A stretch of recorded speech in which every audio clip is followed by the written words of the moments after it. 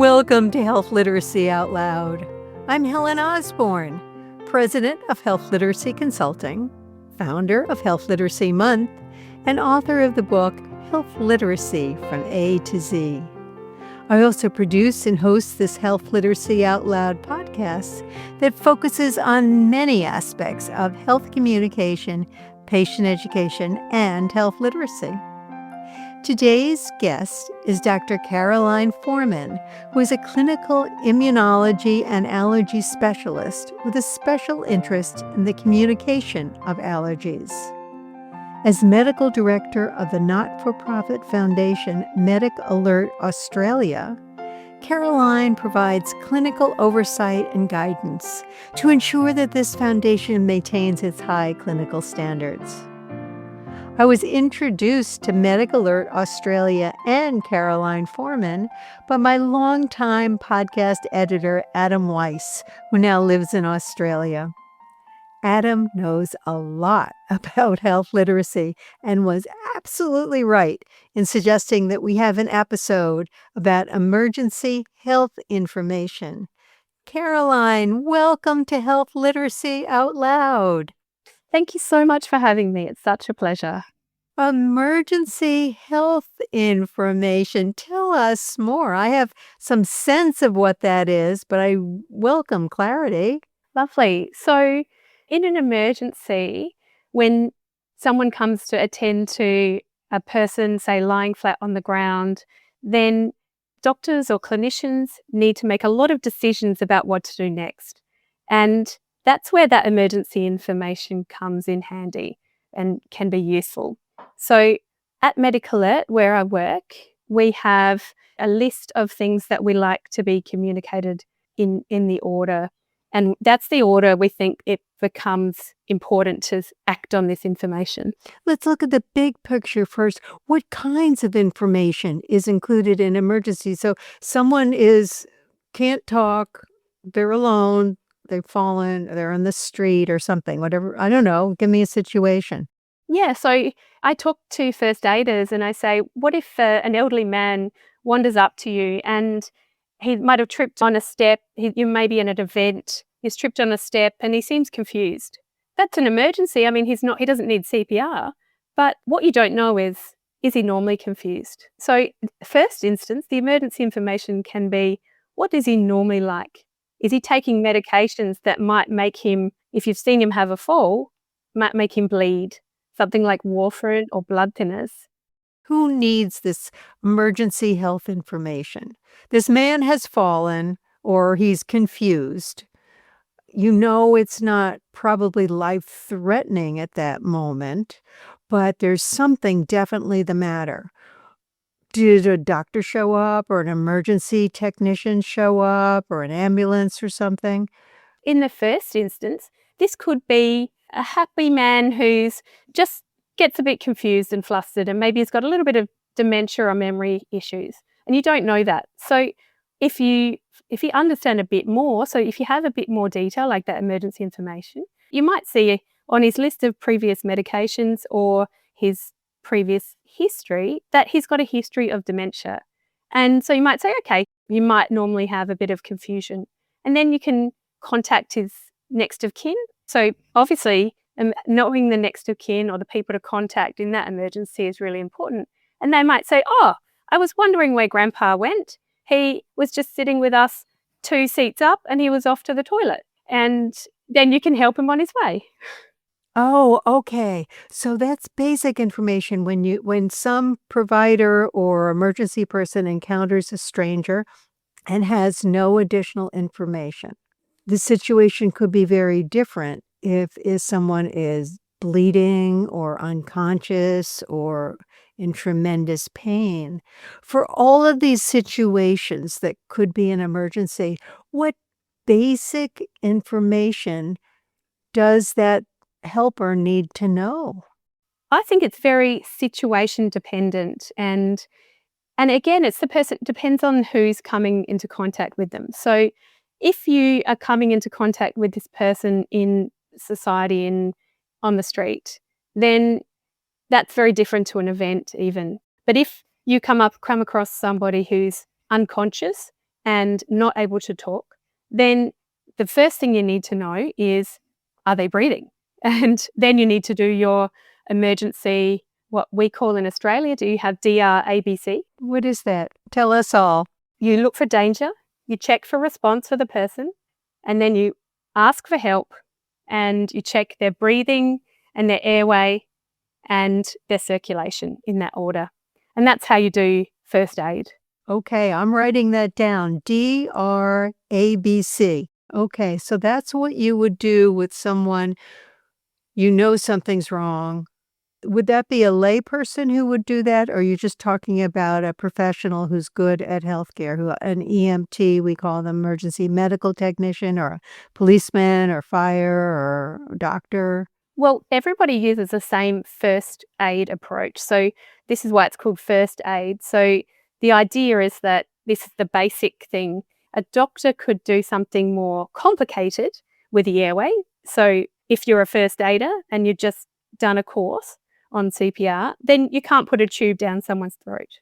But if you're a doctor and you've studied that, then you can put a tube down their throat and you can help with the breathing. But the principle is the same. You look for danger, obviously, if they're on the ground, if there's electrical cables or water or something like that.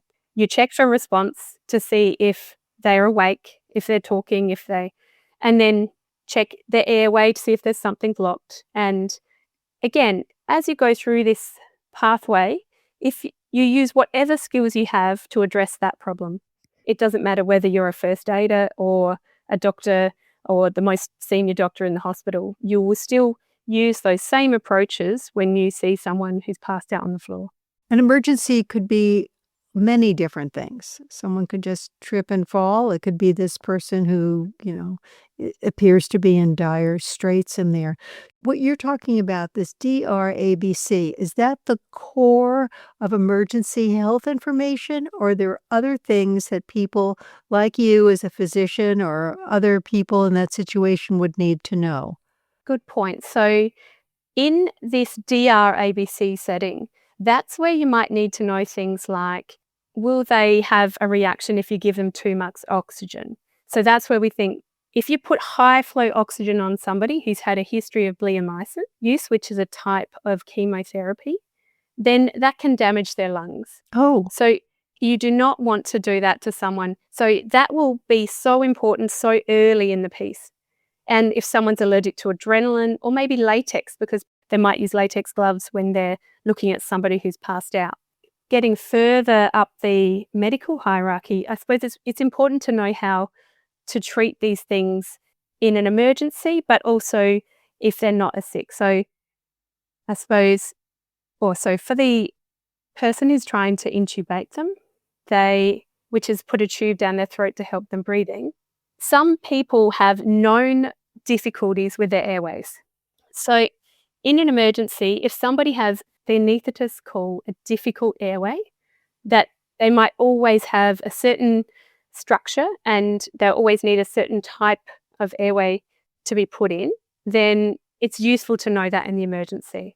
And another urgent information might be to know their background, like their history, which might have triggered the cause, and then to treat that condition can stop them from being unconscious. Can you give an example? Certainly. So obviously if someone has epilepsy, people think most of the time the person with epilepsy would be having a very obvious seizure. That's what we all think. And in some cases that's the case, and they might have an action plan and we can store that on their, with them or on their MedicAlert, or they might have the common treatment for epilepsy. So somebody could give medication to treat epilepsy. Whereas there are other conditions that are a bit more subtle, like there's something called hereditary angioedema, which is quite rare. It's inherited, so it runs in family, and it causes swelling and it can cause airway swelling. Now, if you're a first aider or an ambulance person and you see someone with airway swelling, you'll give them adrenaline. But if you see them with HAE, you need to give them the specialised medication that only treats HAE or hereditary angioedema. So it's a different treatment, and that can save their life. It will stop the swelling immediately, whereas adrenaline won't. So knowing that is vital. How in the world now you work for MedicAlert. Is this I'm just wondering, how would that first aider, I'm just using that term broadly, whoever's the first one interacting with that individual, how can they find that out? And I know you're based in Australia, I'm in the US, listeners could be anywhere in the world. I know that there are devices like, your smartwatch, or sometimes there's like a piece of jewelry that might have someone to call or something. What does Medic Alert in Australia do to be able to convey some of this life-sustaining information? So MedicAlert provides IDs, which are really either a necklace, a bracelet, and a watch band slide, so a little piece of metal that you can slide onto your smartwatch. And it's low tech to begin with, because you don't need any technology to be able to see the little engraving that we've got there that might say hereditary angioedema. Oh, okay. But it also comes with a QR code, and anyone can scan that. There's no apps needed. And that's when you scan the QR code with your camera, then that opens up their medical history. Wow. Is that I'm just wowed by that. I think, so you just do that and you can find this whole medical history? That's right. And it's a very simplified, organized medical history because, as you know, I heard your discussion about your binder. It can get very complicated very quickly. My binder of what you do to manage your own healthcare. Yes. I have many binders of they are complicated. How would a person who may not even be verbal or might be in pain or bleeding or something convey all of this to whoever shows up first? And you're saying a QR code can have it. That's right. Yes. That's astounding. And we've organized it in a way that it just puts the really critical, urgent things first, so that you're not overwhelmed by information when you look at it. And we've worked with ambulance and doctors and clinicians, emergency doctors, to design the order in which things are structured once you open the QR code. And then people can put documents there too. And those documents might include a specific plan for what to do if they have one of these episodes, like epilepsy, or if they have a fainting episode and they've got a certain type of diabetes called diabetes insipidus, so sort of unique treatments. Okay. Tell us a story about how this actually worked. Make it real for us. Okay, so an emergency doctor friend of mine tells a story about an elderly lady who came into the emergency department, and she was carrying a bag full of medicine and all the tablets, all in different containers, and nobody knew which one she was taking. And so they didn't know, which one is she taking? Why is she confused? And she was scratching herself, he said. And they were able to use this MedicAlert to find out, she's actually on a medication called perindopril, which is an ACE inhibitor, and that can reduce your salt. So when they did blood tests, so obviously they've done the blood tests and they see that she's got low salt, and then they've looked at the medication list and they say, well, this medication can cause low salt. So they put the picture together, and then they were able to call her next of kin and say, is she normally confused? Which medications is she normally taking? We've got the list. Is this correct? And so they could use that information to supplement their care. And how does that compare to these other ways of emergency information, like the phone and, whatever else you have, who to call or a service will call? How is it different? Is this QR code is what's different, that access to the whole health history? I think the QR code, yes, that's different, but also the fact that it's worn on the person.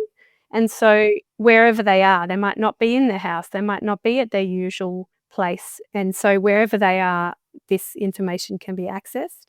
But also it's accessed in a way, like they've given their permission for this to be accessed in an emergency. Okay. So that there's no hoops to jump through. So I'm not sure about the US laws, but when you see someone, I don't know about the legality of opening wallets and looking through drawers and opening phones. Oh, I never thought of that. So you don't want to invade someone's privacy. But the MedicAlert is something where, I mean, they don't have to put everything on there. We do recommend they do.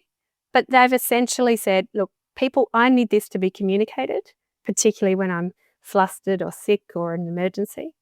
And so it's free for everyone to use. And obviously we expect them to use it responsibly, but it's there, it's available, it's accessible very quickly and without having to jump through hoops and get permissions. That's amazing. How does the information get updated? I mean, this woman with this big bag of meds, maybe she was on some of those through a few years ago and a few of them now.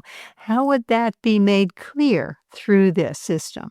Yeah, now that is a tricky one and it doesn't always happen perfectly. And this is where I really believe in the person being their own advocate for themselves. And I think every encounter that we have with a healthcare professional, the person should get them to check the QR code and the record and say, this is what I'm on at the moment. Please update your system. Do you think I should be taking all of these? And it just gives that double checking. Because when I see patients, I don't always write all their medications on my system.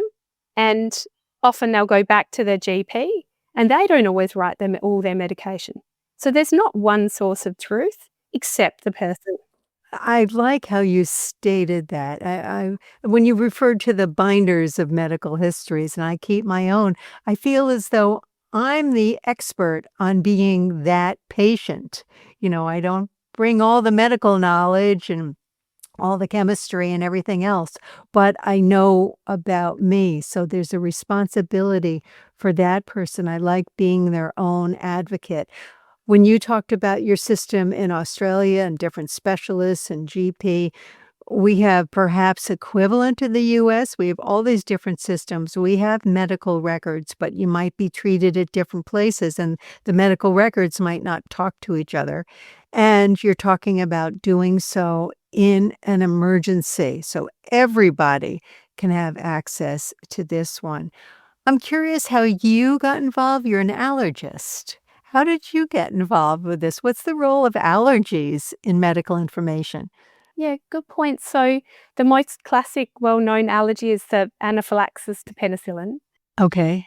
And any drug allergy, so drug as in medicine allergy, can cause immediate severe symptoms and be life-threatening. So as part of my allergy training, I did some work with the MedicAlert to have a look at what their members engraved and what now our members engraved, and to find out how severe their allergies were and whether they were reporting the most severe allergies. And so it's through that research and understanding what information MedicAlert holds that I became interested, and really also to protect people who have these allergies so that they can communicate that. So I have one example of a man who had penicillin months before and he had an anaphylaxis. So that means he was breathing difficulty and hives and had to be treated with adrenaline in emergency department. Now, he was a young guy and just thought, oh, well, I'll just tell people next time. But next time he was playing football and he broke his bone. And so they gave him something called Penthrain, which is a medication to stop pain. But it also makes you a bit confused. And so they rushed him through, rush. Remember, emergencies are so hectic. Mm-hmm. And he forgot. They said, oh, any allergies? And it's probably a list of one of the 50 questions that they ask you. Oh, Right. Yeah. And so he said, no allergies. And then they gave him penicillin and he had a big reaction and he was hard to intubate and hard to breathe. So they had to give him adrenaline. They couldn't proceed with the surgery and he had higher risks. Wow. Thank you for sharing all the stories. Thank you for making it clear and being so involved with this way of conveying the important parts of your medical information. I'm putting on my health literacy hat, so to speak, about communication. And this is really interesting to me about how the person can communicate even if they can't speak or not even conscious, how the whole healthcare team can get their information so that clear communication can happen in an emergency in a very abbreviated way. Do you get that sense about it's really a dialogue even if both people can't talk at that time? Exactly. And a lot of doctors or emergency, so ambulance officers, will try to get everything by asking the person. But what we find is that the difficulty is that they're in a rush and they want the person to answer now, now, now. Of course, I So we've got one member who's got Parkinson's disease and he speaks very slowly. And Mhm. people will get frustrated with him because he doesn't speak. So, and they'll be like, "Oh, just do you have this? Do you have that? Do you have?" And it's so easy to say no. But the other thing is the person who gets flustered or they've got multiple things.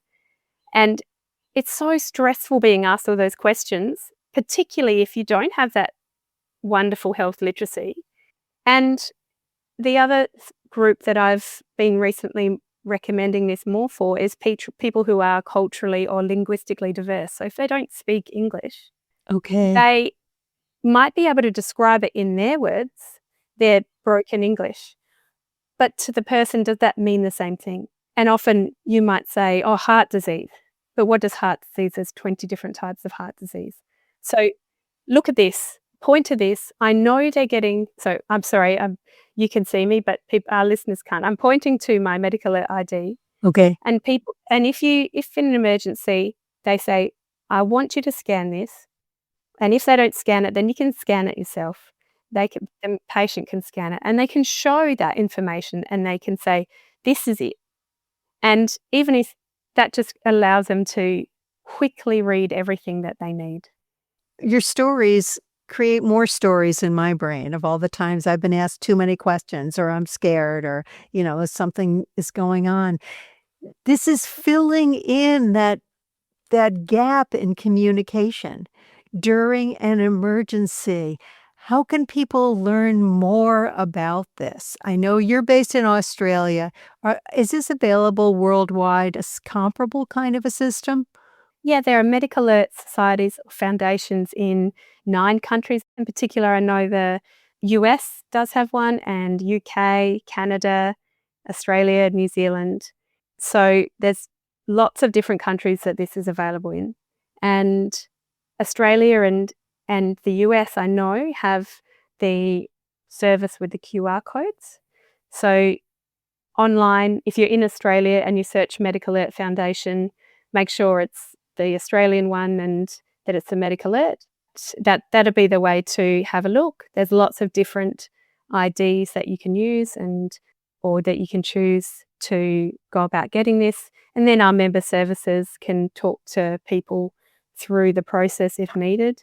And in Australia, we've got NDIS, which is a disability support. So some people might need to get someone to talk through the sign-up process so that they can get the correct detailed information on there with them.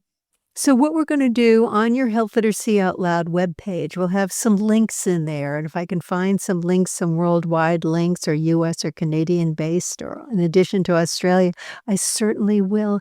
Caroline, thank you so much for all you're doing. I love doing these podcasts when I keep learning. And I did learn from you. And I feel reassured that there's a whole group of wonderful people putting together information when we're not able to talk and share and be an active part of that conversation at that moment. Thank you for all you're doing, and thank you so much for being a guest on Health Literacy Out Loud. Great. Thank you so much for having me. As we just heard from Caroline Foreman, it's important to communicate health information in an emergency, too. But doing so is not always easy. For help clearly communicating your health message, please take a look at my book, Health Literacy from A to Z. Feel free to also explore my website, healthliteracy.com, or contact me directly at helen@healthliteracy.com. New Health Literacy Out Loud interviews come out the first of every month. You can get them all for free by subscribing at healthliteracyoutloud.com or wherever you get your podcasts. Please help spread the word about health literacy out loud. Together, let's tell the whole world why health literacy matters. Until next time, I'm Helen Osborne.